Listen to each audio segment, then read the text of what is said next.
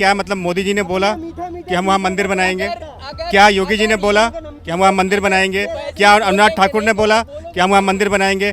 अमित शाह जी ने बोला कि हम वहाँ मंदिर बनाएंगे? किसी भी बीजेपी के बड़े नेता, किसी मंत्री के साइड से कोई बयान नहीं आया, लेकिन ओवैसी जी के साइड से एक ही विरोधी बयान आया। ये किसी सरकार ने दायर नहीं की है ये याचिका, ये बीजेपी गवर्नमेंट ने याचिका दायर नहीं की, ये 5 महिलाओं ने और एक व्यक्ति पुरुष है उन्होंने की है याचिका दायर। इसमें बीजेपी का कोई हाथ नहीं है। तो हम चाहेंगे ना कि हमारी जो मंदिर थी वो हमें वापस मिले, चाहते हैं ना कि हमें वो मंदिर वापस मिले। अगर हम अपनी मंदिर फिर से बनाना चाहते हैं तो मुसलमानों को दिक्कत कहाँ है? तो ओवैसी का बयान कैसे आ गया कि हम एक और मस्जिद मतलब कुर्बान नहीं होने देंगे? तो पहला सवाल ये नहीं, कैसे ये पहला बयान क्या मतलब मोदी जी ने बोला कि हम वहाँ मंदिर बनाएंगे? क्या योगी जी ने बोला कि हम वहाँ मंदिर बनाएंगे? क्या अनुराग ठाकुर ने बोला कि हम वहाँ मंदिर बनाएंगे? अमित शाह जी ने बोला कि हम वहाँ मंदिर बनाएंगे? किसी भी बीजेपी के बड़े नेता, किसी मंत्री के साइड से कोई बयान नहीं आया, लेकिन ओवैसी जी के साइड से एक ही विरोधी बयान आया। तो पहली बात। दूसरा, इन्होंने क्या बोला कि फव्वारे में मतलब लिंग में छेद नहीं होता, जो शिवलिंग होता है उसमें छेद नहीं होता। तो क्या ये भाई साहब उसमें देखने गए थे कि उसमें छेद है, उस शिवलिंग में छेद है? और वहाँ जो संस्कृत की भाषाओं में जो लिखे हुए श्लोक हैं वो क्या मतलब किसने लिखा? क्या मतलब अब कुछ ज़्यादा हो जाएगी बातें हैं। आज से 29 साल पे, जैसे भैया ये कह रहे कि अभी कैसे निर्णय हो गया, आज से 29 साल पहले भी सर्वे हुआ था। उस सर्वे में जो कमिश्नर थे सौरभ, उनका नाम था कुछ ऐसे, सौरभ कुछ करके मिश्रा थे, उन्होंने साफ साफ कहा है कि मंदिर के तहखानों में जो बना है, स्वास्तिक बना है, डमरू बना है, गौरी गणेश की मूर्तियां हैं। तो वो 29 साल पहले, तब तो बीजेपी इतने पावर में नहीं थी ना, तब का सर्वे आज भी है। और अब अगर वो कह रहे हैं कि हाँ वहाँ पे ज्ञानवापी कुआं है, इतिहास है, अरे लो भाई, हमको कांग्रेस द्वारा जांच कमेटी बनाई गई, सौरभ मिश्रा के कमिश्नर की बात बता रहे हैं हम आपको। हम तो 29 साल पहले कहना है कि क्या वाकई बीजेपी देश को बांट रही है और तुगल की शासन चला रही है? आज से 14 नहीं 2014 के पहले देखिए क्या दिक्कत, इससे देश कहाँ बट रहा है? क्यों हिंदू मुस्लिम करके देश नहीं बांट रहे?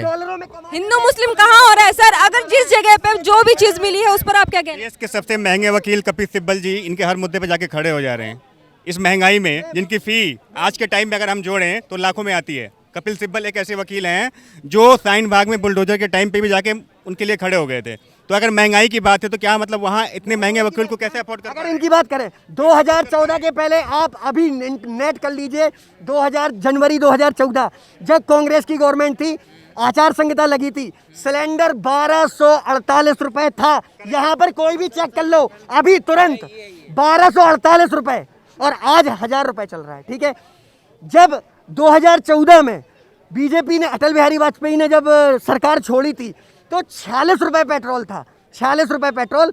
और जब 2014 में कांग्रेस ने सरकार छोड़ी तो 78 रुपए पेट्रोल था। उसका भी जवाब दो, उसका भी जवाब दो ना। मतलब महंगी होने की बात कर रहे हैं। अभी कल मैंने सिलेंडर बुक किया था। एक चीज बताइए, 7 साल में आपकी सैलरी बढ़ी लेकिन महंगाई नहीं बढ़नी चाहिए, आप समझ रहे हो? ये है इन लोगों का तथ्य। सब जगह मैं ये भी जवाब देता हूँ, मैं झूठ नहीं बोलूंगा, अपने ऊपर दे रहा हूँ। 2 साल पहले मेरी नौकरी चली गई थी कोरोना के कारण, मेरी कंपनी ने मुझे सीधे सीधे निकाल दिया था। बस एक दिन शाम को फोन आया, सर कल से प्रोजेक्ट बंद। आज 2 साल बाद पिछले 10 दिन से दोबारा मेहनत की, इंटरव्यू दिए और जॉब है मेरे पास और कर रहा हूँ, उससे अच्छी जॉब कर रहा हूँ मैं, उससे प्राइवेट कर रहा हूँ। क्यों सर? सरकारी जॉब ही क्या, सरकारी जॉब मिलने पे ही कहेगा, लगेगा टैग कि हाँ सरकारी जॉब। प्राइवेट सेक्टर में नौकरियां नहीं है। ये तो बोलना चाहूंगा मैडम, कांग्रेस के शासनकाल में सिलेंडर के लिए लंबी लंबी लाइनें लगती थी। लोग अपना काम छोड़ के सिलेंडर के लाइनों में लगते थे सुबह 4 बजे से जाके, तब जाके सिलेंडर मुहैया होता था, वरना फिर वो वापस होते थे। अब कल मैंने सिलेंडर बुक किया और 0 डे में सिलेंडर मेरे घर पे आ गया। तो महंगाई जरूर बढ़ी है लेकिन उसके साथ हमें सुविधा भी मिली है। चलिए इस मुद्दे पे हम फिर कभी बात करेंगे, लेकिन अभी फिलहाल का मुद्दा हमारा ये है कि क्या तुगल की शासन चला रही है बीजेपी, हाँ या नहीं? नहीं, ये कैसे सर एक बात बताइए, अगर तुगल की शासन चला रही होती तो आप जो इतना खुल के बोल रहे हैं, आपको मौका मिल पाता खुल के बोलने का? ये मैंने ये नहीं कहा कि बांटने का काम करें, मैं ममता बांटने का नहीं, तुगल की शासन मुगलों का शासन है, जो जहाँ पे बोलने की आजादी नहीं थी। घटेगा, हम जब लड़ेंगे तो देश घटेगा, और जब हम एक दूसरे के साथ खड़े होंगे तो देश बढ़ेगा। यही तो हमारा तुगलकी शासन है ना। ये तुगलक ने चलाया था और आक्रांताओं ने चलाया था, जिन्होंने काशी विश्वनाथ मंदिर के अंदर एक मंदिर को तोड़ के और एक मस्जिद का निर्माण किया था। ये होता है तुगलकी शासन। आज ना मोदी जी गए ना अमित शाह जी गए, उनको भी अपने कानून पे विश्वास है, उन्होंने सारी चीज़ों को मुहैया किया और कानून के हिसाब से ही काम कर रहे हैं। तो यह कोई तुगलकी शासन कैसे कह सकते हैं हम? आप बताओ, क्या इस देश में कानून पे लोगों का मतलब विश्वास नहीं है? जब इस देश के प्रधानमंत्री को अपने कानून पे विश्वास है तो क्या लोगों को नहीं है? क्यों वैसे का बयान आता है कि हम मतलब एक और मस्जिद सही नहीं होने देंगे? क्या ये देश को मतलब माहौल को खराब करने की कोशिश नहीं है? हमेशा ऐसे ही मैम, हमेशा ही ऐसा होता है। 3 तलाक मैम आप एक चीज़ बताइए, साहबानों के केस में साहबानों को मुचलका देने की 82 रुपए की मुचलका देने की बात कही, सुप्रीम कोर्ट ने कही थी ना, तुरंत राजीव गांधी की सरकार ने फैसला बदल दिया। तब संविधान की धज्जियां नहीं उड़ी थी, तब कोर्ट कहाँ गया था? 3 तलाक के मामले में जो कोर्ट कहेगा हम वो मानेंगे। फैसला आया हम नहीं मानेंगे, ये हमारा धार्मिक मामला है। राम मंदिर का फैसला आया, फैसला आने से पहले हम जो कोर्ट कहेगा हम वो मानेंगे। कोर्ट सर्वोपरि है। जैसे ही कोर्ट फैसला आया, नहीं ये सबसे पहले मुस्लिम पर्सनल लॉ बोर्ड ने जाके पुनर्याचिका दायर की। अगर तुम्हें कोर्ट का फैसला मानना था तो पुनर्याचिका दायर क्यों की?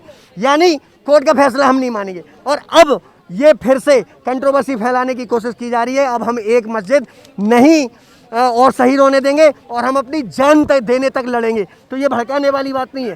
कोर्ट का जो भी फैसला आएगा नहीं माना जाएगा, कोई भी नहीं माना जाएगा।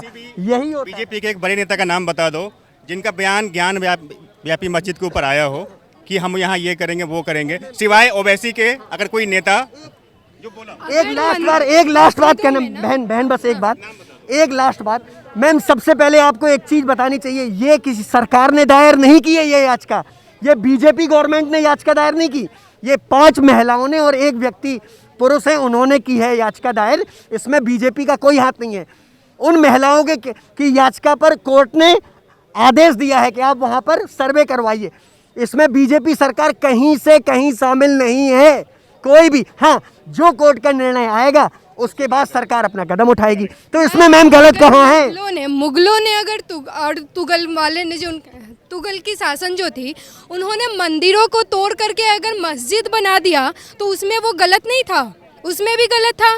अगर हमें पता चल रहा है कि वहाँ मंदिर था, वहाँ पे तोड़ के मस्जिद बना दिया गया है, हम चाहते हैं कि अब हमारा सरकार है, हम जनतांत्रिक अगर हमारा सरकार है तो हम चाहेंगे ना कि हमारी जो मंदिर थी वो हमें वापस मिले। चाहते हैं ना कि हमें वो मंदिर वापस मिले। अगर हम अपनी मंदिर फिर से बनाना चाहते हैं तो मुसलमानों को दिक्कत कहाँ है? मुसलमानों को जितनी यहाँ पे आजाद, मुसलमानों को नहीं, राजनीति नेताओं को है, क्योंकि वहाँ के मुस्लिम लोगों ने कहा है अगर वहाँ पे हिंदू की अवशेष और मूर्तियाँ मिली हैं तो वहाँ पे मंदिर बनना चाहिए। लेकिन नेता लोग जो है बीच में आके ये बयान दे रहे हैं कि हाँ नहीं। मैडम, आपने मतलब एक मतलब बयान के ऊपर बात की, सबसे ज़्यादा विरोध आपके सीए और मतलब एनआरसी का कहाँ पे हुआ? जहाँ के मुख्यमंत्री ने ममता बनर्जी का ये बयान आया है, सबसे ज़्यादा विरोध वहीं पे हुआ। और पूरा देश जानता है कि वहाँ का हालात क्या है। सबसे ज़्यादा बांग्लादेशी रोहिंग्या कहाँ बसते हैं। मुसलमानों को जितनी इज्जत इंडिया में दिया गया है ना, वो जितनी भी यहाँ पे उनको आज़ादी दी गई है ना, उतना हम लोगों को कहीं भी नहीं दिया जाता है। तो हम लोगों ने उनको इस हद तक बनाया है तो उनको प्रॉब्लम क्या है? उन्हें इज्जत हजम नहीं होती है। सच बताए तो यही बातें हैं। मैम एक चीज़ और बोलना चाहता हूँ। एक देश है तुर्की, वहाँ पर हागिया सोफिया नाम के एक चर्च था, बहुत ही ऐतिहासिक चर्च था, बहुत पुराना, शायद 6वीं-7वीं शताब्दी का। अर्दोगान की सरकार बनी, उसको पहले संग्रहालय बना दिया, फिर जब उनको दोबारा सरकार में आना था तो उन्होंने उसको चर्च से संग्रहालय से उसको मस्जिद में कन्वर्ट कर दिया। तब किसी का पूरे वर्ल्ड के मुसलमानों तब सब अच्छा हुआ। मतलब वो करें तो रासलीला, और अगर इंडिया में होने लगा है तो कैरेक्टर ढीला। आप समझो, हमें मुसलमानों से प्रॉब्लम नहीं है, ना ही उनके धर्म से प्रॉब्लम है। हमें प्रॉब्लम ये है कि हमने आपको जितनी आज़ादी दी है, हमने आपके धर्म को जितना एक्सेप्ट किया है, आपको हमारे धर्म से क्या प्रॉब्लम है? अगर हमारी वहाँ पे मंदिर है तो मंदिर बनेगी, क्योंकि हमारी आस्था को ठेस नहीं पहुँच रही है। हमारी मंदिर पे मस्जिद बना दी गई तो हमारे भी तो आस्था को ठेस पहुँच रही है।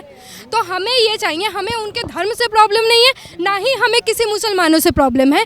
हमें प्रॉब्लम ये है कि जो चीज़ हमारी है वो हमें मिलनी चाहिए। आज भी जो है भारत के अंदर अगर सबसे पसंदीदा अगर राष्ट्रपति की बात की जाए तो अब्दुल कलाम जी का नंबर आता है, और उनको बीजेपी ने बनाया है।